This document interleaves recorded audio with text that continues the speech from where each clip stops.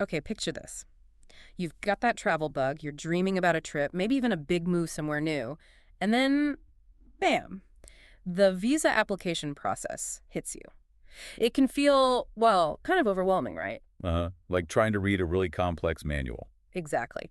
So today, on the deep dive, we're trying to simplify things a bit. We're diving into the U.S. B2 tourist visa, specifically the application and the interview. This actually came up from some listener questions. Yeah, it's a hot topic, and we've got some interesting material to work with. There's this English learning dialogue, which is great because it simulates a real visa interview. You get to hear the back and forth. Precisely. And then Mhm. we also have an article that lays out the general steps for applying for pretty much any visa. So the goal here is to blend the practical, like that interview scenario, with the, let's say, the official roadmap. Our mission, if you will. Yeah, our mission. To give you some solid takeaways, maybe demystify the interview a bit, point out keywords, basically make the whole thing feel less like climbing a mountain. And highlight maybe some surprising bits along the way. Okay, let's get into it. Let's start with that dialogue, the visa interview itself. So the scene is set at a U.S. consulate. You've got the visa officer and an applicant going for that B2 tourist visa. And the source mentioned the applicant has an accent. It does, yeah. Yeah. Which is actually a useful point. It gives you practice listening to different ways people speak English, something we all encounter. True. All right, so before the interview questions start, the dialogue flags some key vocabulary. First up, visa. Right. And let's be super clear. Like the source says, this is not your credit card visa. No, definitely not. No. Huh. It's that official stamp or sticker, usually in your passport, that says, yes, you have permission to enter this country legally. It's about legal entry for a set time. Exactly. And the B2, specifically, that's the tourist one for the U.S. for, shorter stays, vacations, visiting family. Which is different from, say, an F1 visa for students. Totally different. F1 is for studying. J1 is often for exchange programs. Those are temporary resident visas. B2 is strictly non-resident, just visiting. Got it. Tourist versus resident. Okay, what other vocabulary did the dialogue preview? Sponsoring. Yes, sponsoring. Mm. In this visa context, it basically means someone else is guaranteeing they'll cover your expenses. Oh. And the example they give is like a 16-year-old traveling alone. Their parents might be the sponsors, proving they have the money to support the trip. That makes sense. And an invitation letter. This is a formal letter, usually from someone you know in the U.S., maybe family, a friend, even a business contact. What does it do? It basically invites you to visit and explains Yeah. why. It means the visa officer context about your trip and who you'll be seeing or what you'll be doing. Okay, now this next one seems really key. Ties. Ah, yes, ties. And definitely not the clothing item. Right. Ties are all the things connecting you to your home country, reasons you'll definitely go back. The source even used a neat rope analogy. Oh, like anchoring you. Kind of, yeah. Things like owning a house, having a job, family commitments, even pets sometimes. The dialogue mentions the applicant has a house, a car, a job as an engineer. And left their dog with the neighbors. That's a good one. It shows roots. Mm. And the other source, the EnglishPod bit, adds more layers, like selling your house would obviously weaken your ties. But family life, even diplomatic relations between countries, are all forms of ties. So it's all about proving you're not planning to just stay.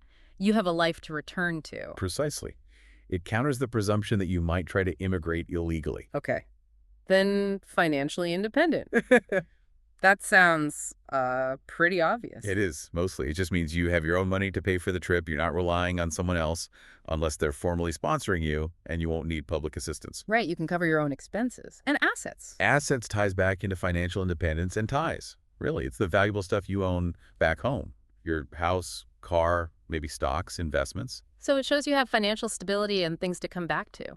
Exactly. All these terms together help the officer build a profile. Okay, that vocabulary really helps frame the interview. So let's walk through the actual questions from the dialogue. First one is usually about destination and purpose, right? Yeah, seems like the standard opener. Where are you going and why? And the applicant in the dialogue said? They were specific. Visiting their brother in Minneapolis because he had a new baby.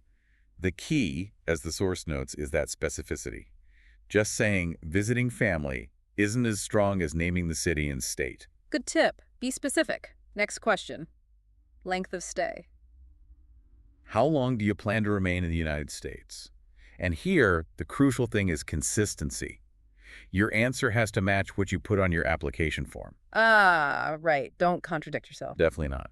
The applicant said about 3 weeks and even mentioned having a return ticket already booked. Proactive. Okay, and then the big one, maybe the most important. Tell me about your ties to your home country. This is absolutely critical. This is where they gauge your intent to return.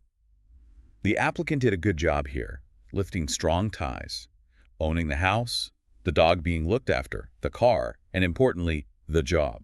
The job as an engineer with limited vacation time. Exactly. Only 3 weeks off means they have to go back. It builds a very convincing picture. And the advice about bringing supporting documents, bank statements, maybe a letter from your boss, even if they don't ask. Super smart advice. It shows you're prepared, transparent, and you've thought about proving your ties. Better to have it and not need it. Then need it and not have it. Yeah. Okay, what about finances? Was there a follow-up on that? There was. What evidence do you have that you are financially independent? So connecting back to those terms we defined, And the applicant. pointed to their assets again, owning the house, and provided a bank statement showing savings and investments. Reinforces the self-sufficiency angle. It all seems very logical, very focused on proving you're a legitimate tourist who will leave. Right up until the very end of the dialogue, which takes a bit of a weird turn. Ah, yes. The surprising twist. The officer suddenly grants the applicant a resident visa, not the B2 tourist one, claiming they're the millionth applicant. Which, as the source material immediately clarifies, is, well, let's just say highly unlikely. Completely unrealistic. It's a narrative device for the dialogue, maybe to end on a happy note for the learner, but definitely not standard procedure at a U.S. consulate. Don't expect a prize visa. Good to know. So focus on the realistic parts of the interview exchange, not the lottery win at the end. Absolutely. The questions asked, the types of proof discussed, that's the valuable stuff from the dialogue. Okay, so that interview simulation gives us a really good feel for that specific interaction. Now let's pull back and look at the bigger picture, the general visa application process, drawing from that informational article. Why do we even have visas in the first place? Good question. The article lays out a few core reasons. Number one is security, obviously, vetting people before they arrive.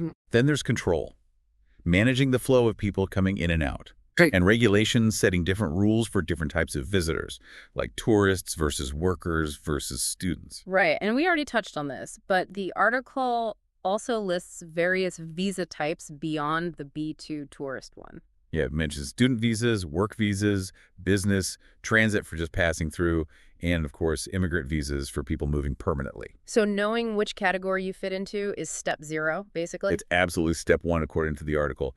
Determine the type of visa you need. Get this wrong, and you're wasting your time and money. Check the official embassy or consulate website. That's crucial. Okay, step 1, know your visa type. Step 2, check the requirements.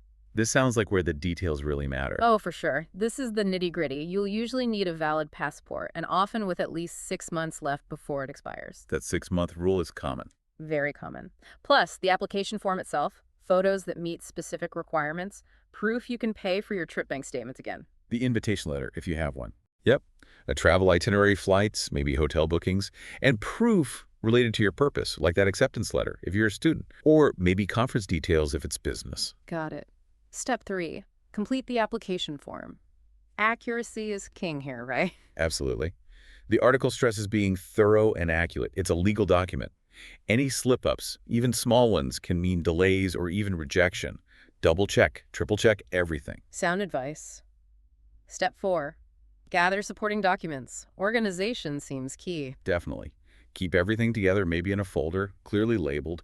Make copies. Missing just one required document is a classic reason for applications to get held up. Step 5, pay the visa fee. And remember, Usually non-refundable, so be sure before you pay. The cost varies depending on the visa type and the country. right. Step 6, schedule an appointment if you need one. Yeah, for many visas, especially for the U.S., an interview is required. You usually book this online, so plan ahead. Appointments can fill up. Which brings us neatly to step 7, attend the interview if required. We learned a lot about this from the dialogue. We did. The core advice holds. Be honest, be confident, be prepared to answer questions about your trip, your stay, and those all-important ties. And, dressing appropriately doesn't hurt. Shows respect for the process. Then step 8, the waiting part. Wait for processing. And this can vary a lot. Could be days, could be weeks, sometimes even months, depending on the embassy's workload and the visa type. Patience is kind of essential here. Not always easy, but necessary. And finally, step 9. Receive your visa. But the job's not quite done. Not quite. The article makes a great point. Check it carefully as soon as you get it. Look for any errors in your name, the dates, the visa type. Mistakes happen. You need to get them fixed before you travel. That's a really practical tip. Don't just stick it in a drawer. Exactly. The article also flags common hurdles, incomplete documents, so check lists carefully. Long processing times apply early. And rejection, try to understand why, if it happens. And the overall success tips boil down to be prepared, be honest, be meticulous. Pretty much. Start early, tell the truth, follow every instruction, keep copies of everything, and yeah, be patient. Okay, so let's wrap this deep dive up. We've looked closely at what a US B2 visa interview might feel like, thanks to that dialogue. We've broken down key terms like ties, assets, sponsoring, Which are crucial for understanding what officers are looking for. and we've walked through the general roadmap, those 9 steps for applying based on the article. Hopefully pulling all this together makes the whole thing seem, I don't know, a bit more navigable. Yeah, less like a black box. Understanding the why behind the questions and the steps involved really does help reduce the stress, I think. It empowers you as an applicant. Absolutely. Knowing what's expected can make a huge difference to your confidence and how you prepare for your own travel plans. It connects the dots between the paperwork and the purpose. So here's a final thought for you, our listener, to maybe mull over. Given how much emphasis is put on proving ties to your home country, what parts of your life do you think are the strongest evidence of your connection? What would you highlight? Ooh, that's a good reflective question. And maybe a step further. With the world becoming so much more connected, digitally and physically, how do you think these visa processes might change or maybe need to change in the future? Interesting angles to consider, something to ponder as you maybe start planning that next big trip.